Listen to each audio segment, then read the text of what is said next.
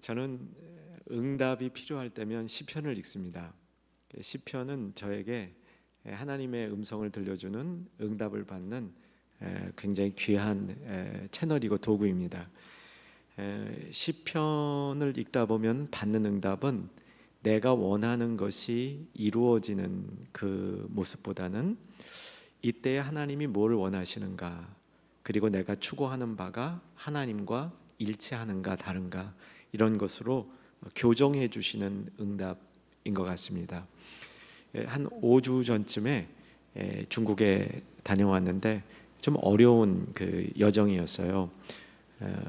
초대교회 섬기던 시절에 중국의 소수민족들을 좀 섬기려고 그 당시에 초대 성도님들이 헌신해 주시고 마음을 보태 주셔서 그 특별히 어려운 그 성도들을 우리가 그 지역의 리더들이죠, 뭐 티베트 쪽 또 위글 쪽 이런 분들을 양육하기 시작을 했습니다. 제가 양육을 한 다음에도 양육이 끝난 다음에도 이분들이 안수를 받고 민족의 지도자가 되는 데까지는 시간이 더 걸렸습니다. 그런 과정들이 이제 하나하나 시간이 돼서 이루어지는데 그런 좋은 열매를 받으러 가는데 이게 계속 들리는 얘기가 불안한 얘기인 거예요. 이게 쉽게 되지 않을 수도 있다. 이게 어려움을 당할 수도 있다. 이런 얘기들이 들리는데 그래서 시편을 폈습니다. 또 어김없이 제 마음속에 하나님이 응답을 주셨는데 시편 125편 1절에서 3절까지 말씀입니다. 하나씩 볼 테인데요. 1절 보면 여호와를 의지하는 자는 시온산이 흔들리지 아니하고 영원히 있음 같도다. 하나님을 의지하는 자는 흔들리지 아니한다는 겁니다.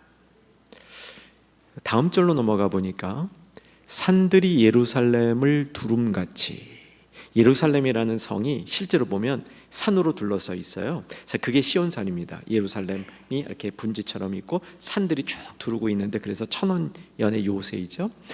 산들이 예루살렘을 두rum같이 여호와께서 그의 백성을 지금부터 영원까지 두루시리로다. 사모하는 분 속으로라도 아멘 해보시길 바랍니다.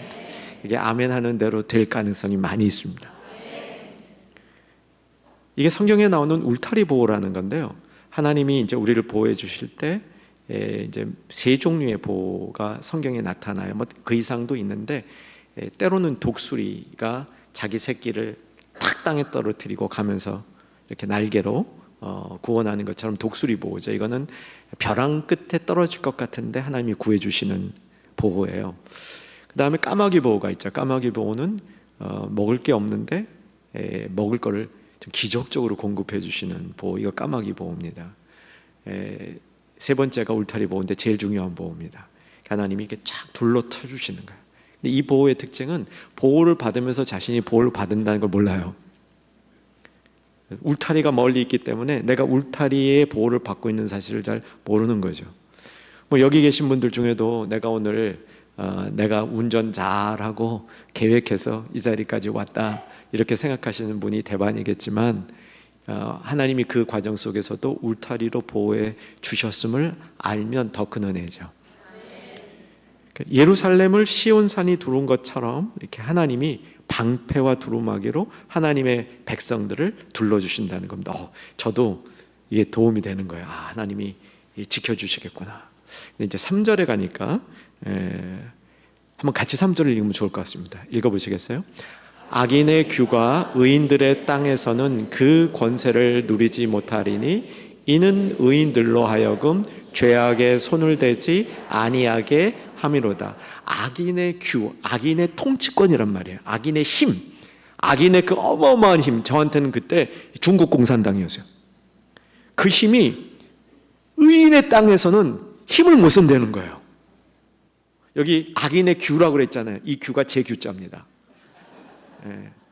그래서 악인의 통치권이 아무리 강하다 할지라도, 세상적으로 아무리 세다 할지라도 의인이 있는 땅, 하나님이 통치하는 그곳에서는 힘을 발휘할 수 없다라고 하는 얘기를 딱 듣는 순간, 야, 됐다, 이번에 안전하고 무사하게 이 일을 감당하고 올 수 있겠다, 이런 마음의 평안함을 주님이 주셨습니다. 여러분, 시편에는 이런 능력이 있습니다. 그래서 시편은 기도라고 얘기하고요, 기도일 때는 시편으로 우리가 기도를 하지만 시편의 내용을 통해서 우리가 응답을 받는다는 뜻도 되는 거죠. 우리 초대가족 여러분, 시편을 조금 더 사랑해 보시기를 권면해 드립니다. 특별히 영적으로 깊어지고 기도의 제목이 많은 분들은 시편을 사모하면서 시편의 세계 속에서 하나님의 깊은 인도하심을 받을 수 있습니다. 오늘 본문은 그 시편 중에 62편인데 다윗이 인생 가운데 자기 인생을 지켜주고 있다고 생각하는 담이 무너지고 울타리가 흔들릴 때 지었던 시입니다. 아시다시피 다윗의 인생은 거의 완벽에 가까운 인생이에요. 어떻게 저렇게 축복받은 사람이 있을 수 있는가? 물론 흠결도 있죠.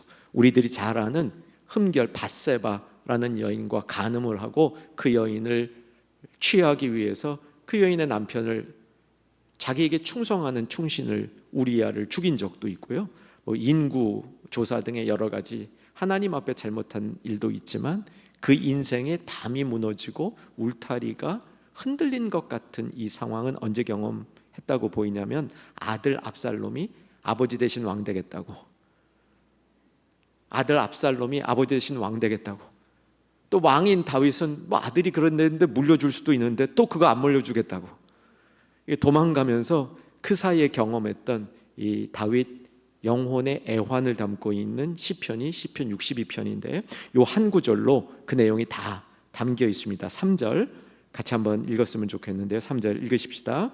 넘어지는 담과 흔들리는 울타리 같이 사람을 죽이려고 너희가 일제히 공격하기를 언제까지 하려느냐.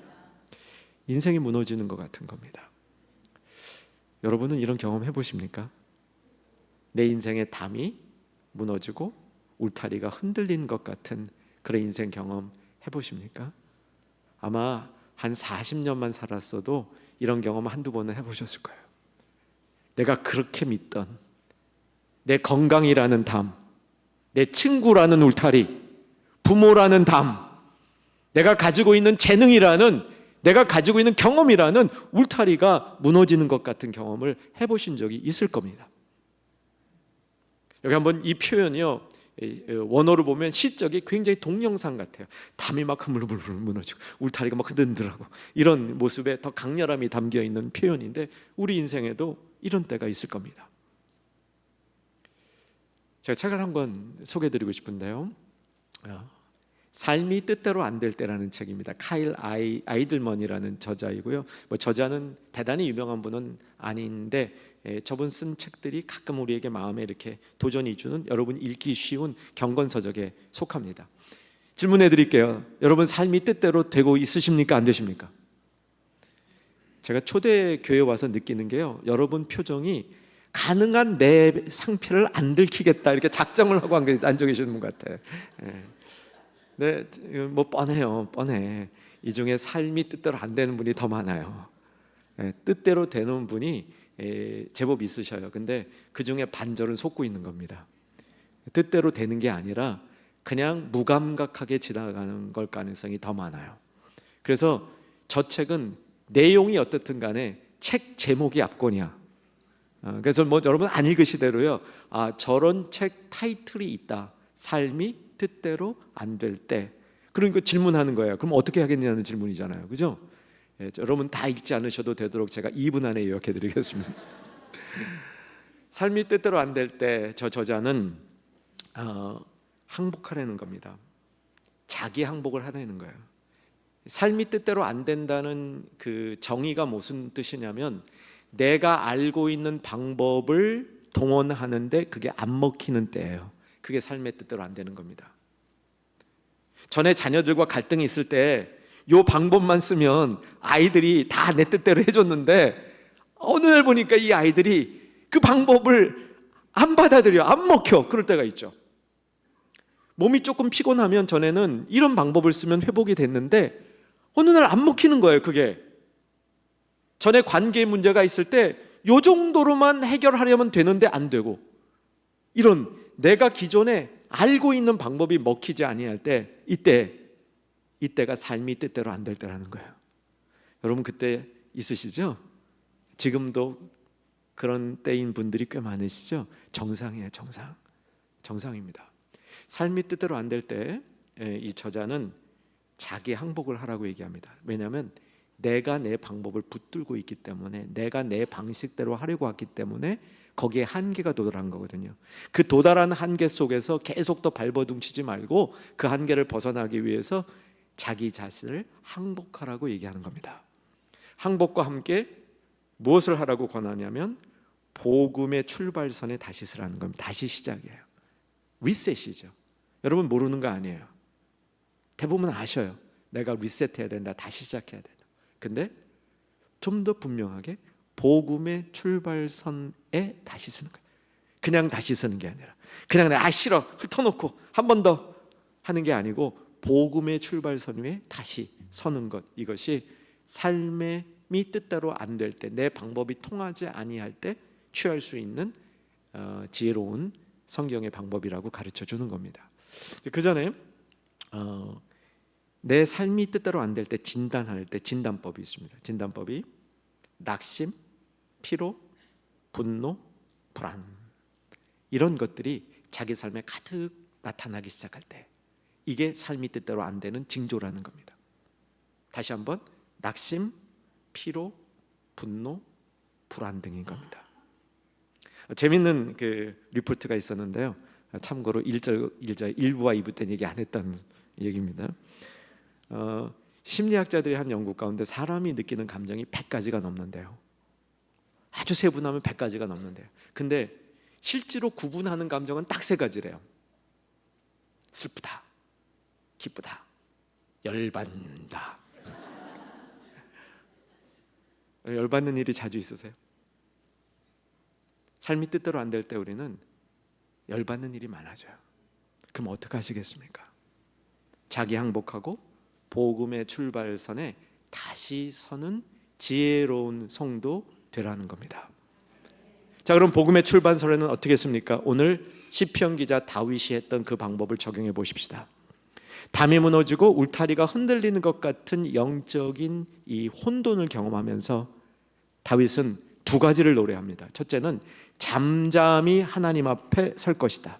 2번째는 자신의 감정을 있는 대로 하나님 앞에 토로해 놓을 것이다. 이 2가지 방법을 제시하고 있습니다. 그것을 통해서 다윗은 혼돈을 극복하고 다시 하나님 앞에 내가 재정립된, 다시 하나님과 관계가 바르게 세워지는 자리로 나아갈 수 있었다는 겁니다. 자, 한번 1절을 보시기 바랍니다. 1절 같이 읽습니다. 나의 영혼이 잠잠히 하나님만 바라며 나의 구원이 그에게서 나오는도다. 5절에 똑같이 반복돼요. 나의 영혼아 잠잠히 하나님만 바라라. 무릇 나의 소망이 그로부터 나오는도다. 거의 같은 내용이 반복되고 있는 겁니다. 잠잠히 하나님을 바라는 쪽으로 나가라는 겁니다. 내가 너무 복잡한 상태에서, 내가 너무 혼돈된 상태에서 내가 그동안 쓰던 방법 그대로 붙들고 계속 다람쥐 쳇바퀴 돌듯이 고민하지 말고 하나님 앞에 잠잠히 나아가라는 겁니다. 여러분, 이거 처음 들어보는 성도 계세요? 안 계실 것 같아요. 그런데 잘 활용하지 않았잖아요. 여러분, 오늘 말씀 이후에는 내가 잠잠히 하나님 앞에 나아가는 것이 나의 삶에 조금 더 훈련되어지는 여러분 될 수 있기를 주 안에서 소망하며 축복합니다. 잠잠히 하나님께 나아간다는 것은 그냥 입 다물고 있는 게 아닙니다. 그냥 입 착 다물고 있는 게 아니에요. 그래 내가 이제부터 이게 잠잠히 있는 게 아니에요. 그게 아니고 나의 생각과 삶을 간결하게 만드는 겁니다. 여러분, 잠잠하면 간결해지죠. 오늘 약간 2부 때도 또 오늘 3부 때도 찬양대가 피스를 안 보고 찬양을 하셔서 저는 피스 안 보는 찬양대가 찬양할 때, 성가대가 찬양할 때마다 걱정이 돼요. 저는 이거 원고 봐야 되는데 안 보고 할 수 있다는 것은 간결해지는 겁니다. 간결해지는 것. 어떻게 간결해지느냐? 오늘 이 말씀이 우리에게 확실히 가르쳐 주는데, 다시 1절을 보시면 내 영혼이야 영혼. 잠잠히, 그 다음 하나님만. 이 키워드가 2개예요. 여러분, 간결해질 때 다른 거 다 떼어버려요. 다 떼어버려요. 그리고 내 영혼과 하나님만 쓰는 거예요. 그러면 그러면 영적인 문제에 많은 해결이 됩니다. 군더더기들이 굉장히 많아요. 우리 삶에 이것저것, 체면, 내 감정, 이런 것들이 너무 우리를 많이 지배하고 있습니다. 가장 단순한 간결한 인생의 이 포맷은 뭐냐면 내 영혼과 하나님이에요. 그래서 그 내용이, 내 영혼이 하나님만 바라보고 있을 때 이게 잠잠해지는 겁니다. 이게 복음의 출발선 안에 서는 성도의 모습이 된다는 사실입니다. 본문 지금 봤던 62편과 아주 이렇게 연결되어진, 잘 이렇게 연결되어진 이제 시편이 있는데, 저는 시편을 읽을 때 시편을 좀 많이 읽다 보면은요, 1년에 한 달씩 시편을 읽습니다. 근데 시편을 좀 읽다 보면 연결되는 시들이 있어요. 이걸 이렇게 같이 보면 참 은혜가 되는데, 56편이 62편하고 연결이 좀 됩니다. 56편 11절 자막 올려주시고요.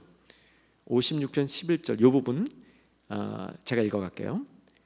내가 하나님을 뭐하였음즉, 이게 핵심이에요. 전적으로 하나님을 의지하는 거 있죠. 전적으로 하나님을 신뢰하는 거. 이게 인생의 혼돈이 있을 때 복음의 출발선에 다시 선다는 것이 하나님을 전적으로 의지하는 방향으로 나아가는 겁니다. 내가 하나님을 전적으로 의지하였음즉, 그 다음에 뭐가 없어져요? 두려움이 없어져요. 그리고 사람이 내게 어찌하리이까, 사람이 두렵지 않아지는 겁니다. 사람이 불편해지지 아니에요. 사람에 의지하지 아니하는 겁니다. 저희 누님이 계셔요. LA에 살고 계시는데 일찍이 미국에 유학으로 오셨다가 이민으로 바꾸셔서 미국에 살게 됐습니다. 미국에 살게 됐는데 아이들 키워야 되잖아요. 아이들을 잘 키우고 싶으셔가지고 뭐 꽤 오래됐는데 이제 80년대 90년대인데도 미국에서 아이들을 잘 키우려고 한국식으로 막 하시다 보니까 사교육비가 너무 드는 겁니다. 유학생 아내가 돼가지고 사교육비를 마련할 길이 없어가지고 머리를 궁리하다 하신 일이 본인이 직접 학원을 차린 거예요. 학원이 제법 잘 됐어요, LA에서. 근데 학원이 잘 되니까 따라오는 생각하지 않은 문제가 있었는데, 학원집 딸인 우리 조카가 좀 불쌍한 거예요. 왜냐하면 결과가 잘 나와야 돼.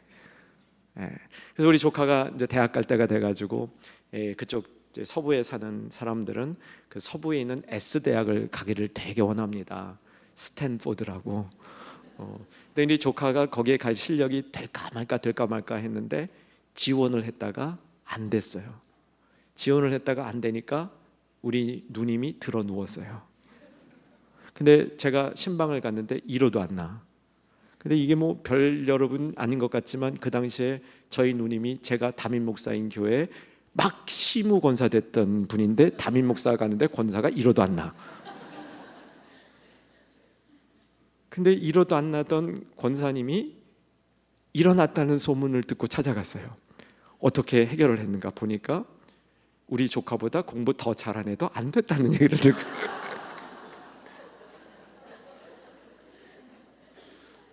우리가 이렇게 사람에 의지하고 살아요.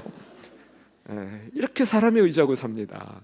아닌 것 같아도요, 사람에 의지하고 사는 게 우리의 모습이에요. 그런 거 필요해요. 근데 정말 내가 하나님 앞에 복음으로 다시 설 때에는 어떤 관계라고요? 내 영혼과 하나님과의 관계. 내 영혼이 하나님만 진지하게 바라보게 되면 사람 두렵지 않습니다. 사람 신경 쓰이지 않아요. 사람이 계속 신경 쓰인 상태는 아직 거기 못 간 겁니다. 나와 하나님과의 관계에만 딱 집중하게 될 때, 그때 놀라운 복음선의 출발점이 일어나는 겁니다. 이거 어려운 훈련 아닌 것 같아요. 여기 계신 분이라면 다 하실 수 있는 일인 것 같아요. 당장 오늘 저녁이라도 하실 수 있는 일일 것 같아요. 다만 안 해본 거죠. 두 번째, 다윗은 새로운 출발을 얘기하면서 자신의 감정을 토해내라고 얘기합니다. 8절이죠. 자, 8절 같이 보겠습니다. 8절 같이 봅니다. 같이 읽겠습니다. 백성들아, 시시로 그를 의지하고 그의 앞에 마음을 토하라. 하나님은 우리의 피난처시로다. 이 시편 읽다 보면 이 피난처라는 말이 주는 위로가 얼마나 깊은지 그건 읽으셔야만 여러분 경험할 수 있습니다. 제가 여기서 한 1, 2분 소요한다고 그 뜻을 전달하기가 굉장히 어려워요. 정말 어려운 상황에 있는 사람에게 하나님이 나의 피난처가 된다는 이 선언은 다른 어떤 선언보다도 우리에게 위로와 감동과 우리의 마음을 평안케 해주는 그런 선언이 됩니다. 근데 시시로 자기의 마음을 토하라, 토해내라는 겁니다. 토해내라. 우리나라에도 시편 주석을 잘 쓰신 이제 훌륭한 신학자들이 계시는데, 저는 이제 우리말로 된 시편 주석을 볼 때에는 김정우 교수님이 쓰신 이 시편을 봅니다.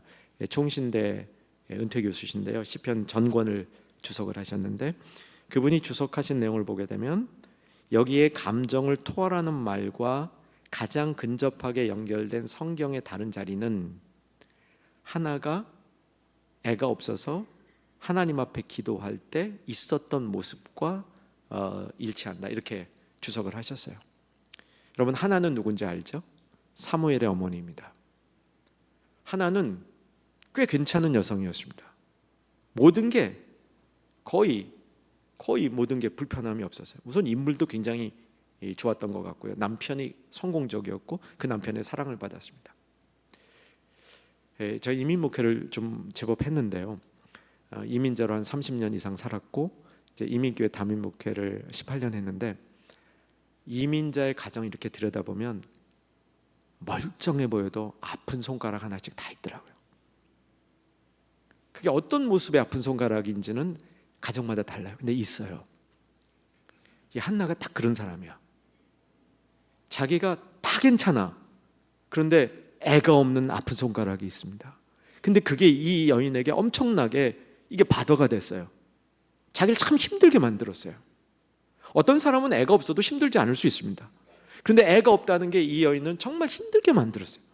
그래서 이 한나가 하나님 앞에 나가서 기도를 하기 시작한 거예요. 그 기도가 자신의 심정을 토하는 기도였다고 얘기하는 거예요. 근데 그 장면에서 한나가 너무나 마음속에 기도가 깊어지니까 그 기도가 소리로 밖으로 안 나오고 입만 이제 벌렸다 해가 모양만 만들어지는 그런 기도를 이렇게 자기 영적으로 하고 있었는데, 엘리 제사장이 그 모습을 보면서 너 왜 낮술 먹었느냐 그랬죠. 뭐 이렇게 모르는 얘기 듣는 것처럼 다 아는 얘기 들으시면 돼요. 낮술 먹었냐 그랬을 때 이 한나가 뭐라고 답하냐면, 제가 술 먹은 게 아니고 나의 심정을 하나님과 통하고 있어. 응답받고 있었어요. 무슨 응답이었을까? 궁금해서 묵상을 해보니까 이런 응답이었을 가능성이 높아 보입니다. 하나가, 하나님, 제가 아들이 없습니다. 아이가 없습니다. 그래서 제 인생이 이런 아픈 손가락이 있습니다. 아시지 않습니까? 하나님 앞에 토해놨어요. 이때 심정이 통할 때 하나는 이런 이야기를 들었을 가능성이 높습니다. 나도 아들이 없다. 나도 아들이 없다. 너만 아들이 없냐? 나도 아들이 없다. 이게 무슨 얘기일까요? 여러분, 아들이라는 것은 성별에 있어서의 그 남성 아가를 얘기하는 게 아니고, 하나님이 이 땅에 자신의 뜻을 알고 그 뜻을 실행해 줄 하나님의 사람이 없다라는 얘기예요. 성경에서 구약 성경이든 신약 성경이든 아들이 중요한 이유는 그 아들이 뭐 남성으로서 뭘 해서 이게 아니고, 좀 더 깊게 보게 되면 그 아들은 아버지의 뜻을 이해하고 그 뜻이 옳다는 것을 알고 그 뜻을 이 땅에 자기 일처럼 자기 뜻처럼 실행하는 사람이 자녀인 거예요. 근데 하나님에게 그런 아들이 없었기 때문에 시대가 혼탁하고 어두웠던 겁니다. 그러니 심정을 통했다는 얘기가 무슨 얘기가 되겠어요? 아, 하나님도 아들이었구나. 하나님도 나와 같은 심정이구나. 그러므로 하나님이 나에게 아들을 주면 그 아들이 하나님의 뜻을 실행하는 아들이면 되겠구나. 여러분, 이런 게 기도의 응답입니다. 우리가 아픈 손가락이 있을 때 그 아픈 손가락을 놓고 하나님 앞에 토해낼 때 하나님은 나의 개인적인 아픈 손가락을 텀해주거나 그것을 만져주는 것이 아니라 하나님께 필요한 것을 이루는 방식으로 나의 아픈 손가락을 활용하신다. 믿으실 수 있기를 소망합니다. 하나님과의 심정을 토하고 하나님께 나가서 그렇게 기도하는 자에게 이런 응답을 주신 거죠. 여기서 또 토해낸다는 것은 어떤 의미가 있냐면, 사람이 이렇게 하나님께 토해낼 때요, 치유가 일어나요. 치유가. 제가 섬기는 교회에 몇 년 전에 80한 후반 되시는 권사님이 주님 품에 가셨습니다. 굉장히 어렵게 사시는 분이에요. 그래서 특별히 이제 장례를 섬겨줄 가족도 충분치 않은데 담당하시는 목사님이 장례를 이렇게 섬겨드리고 유품을 가지고 오셨습니다. 그래서 유품이 이제 얼마 안 되는 이런 무슨 글 써놓은 이런 것들인데, 제가 그거를 보다가 정말 마음에 큰 감동을 받았습니다. 이분이 80세 중반 될 때까지 교회를 매주 거르지 않고 나오시는데, 주일뿐만 아니라 아마 주중에도 나오셨던 것 같아요. 근데 뭐 새벽 예배는 아니더라도, 근데 이분이 교회에 오는 게 3시간 반이 걸려요. 평택에 사세요. 그래서 버스, 그 다음에 전철, 기차 이런 거를 이렇게 갈아타면서 편도 3시간 반을 와서 예배드리고 편도 3시간 반을 가는데 몸이 심히 불편한 상태도 하신 거예요. 근데 거기에 이제 그 종이도 이렇게 이런 우리 같은 종이가 아니에요. 저 뭐 신문지 같은데 이런데 어렵게 사시니까 그런 걸 이제 갖다 거기다 이렇게 써놓으셨는데, 당신이 젊었을 때 굉장히 아픈 심한 병에 걸렸는데 하나님 앞에 자신을 토로해 놓다가 이게 마음을 토하다가 이제 속에 있는 게 다 터져 나왔대요. 그리고 살았다는 거예요. 그런 간증이 거기 있어요. 그래서 그 시기 이후로 나는 몸된 교회를 계속 지키겠다. 그리고 이제 주의를 빠지지 않고 나오신 거예요. 여러분, 자신을 토해내면요, 하나님이 만져주셔요. 하나님이 필요한 것을 치유해 주시기도 합니다. 다윗은 자신을 토해냄으로 복음의 출발선에 다시 서는 그런 경험을 하게 된 겁니다. 이제 말씀을 정리하겠습니다. 초대교회가 40년이 되었습니다. 여러분 느껴지십니까? 40년이라는 이 인생의 깊이를, 교회 인생의 깊이를 여러분 느끼실 수 있습니까? 저는 이 40년을 이렇게 맞이하면서 초대교회 40년이 저에게는 이런 의미가 있었습니다. 어제도 잠깐 나눴지만 40년 역사 가운데 제가 담임했던 기간이 8년이에요. 8년입니까? 5분의 1이네요. 짧은 시간이면 짧고 뭐 제법 의미 있는 시간이면 의미 있는 시간이라고 생각을 하는데, 이 시간보다는 여러분이 맞이할 시간이 정말 귀한 겁니다. 앞으로 10년 그리고 또 다른 40년, 이 시간들을 맞이하면서 지금도 이미 좋은 교회이지만 초대교회가 주님이 보시기에 정말 좋은 교회로 세워질 수 있기를 소망합니다. 우리가 구원을 받은 다음에 하나님 닮아가는 이런 여정을 겪게 됩니다. 교회도 마찬가지예요. 교회도 하나님 닮아가는 여정을 겪으면서 담이 무너지고 울타리가 흔들리는 것 같은 그런 시기를 경험하게 되고요. 우리 인생도 마찬가지입니다. 계속해서 다윗은 자기의 인생이 승승장구만 한 것이 아니라 담이 무너지고 울타리가 흔들리는 것 같은 상황 속에서 또다시 하나님께 나아가는 노력을 하면서 계속해서 끊임없이 나가는 그런 일을 진행한 겁니다. 저는 그래서 40주년을 맞이한 초대교회 성도님들과 교회 앞에 포기하지 말고, 어떤 경우에도 포기하지 말고 앞으로 계속해서 나아가는 그런 성도들로 가득한 그런 교회 되기를 소망하는 겁니다. 지난 8년 동안 저에게 있었던 중요한 일들은 아이들이 시집장가 간 겁니다. 3년 전에 제가 처음 초대교회 올 때 8학년이었던 애가 결혼하고 이제 아이를 낳고요.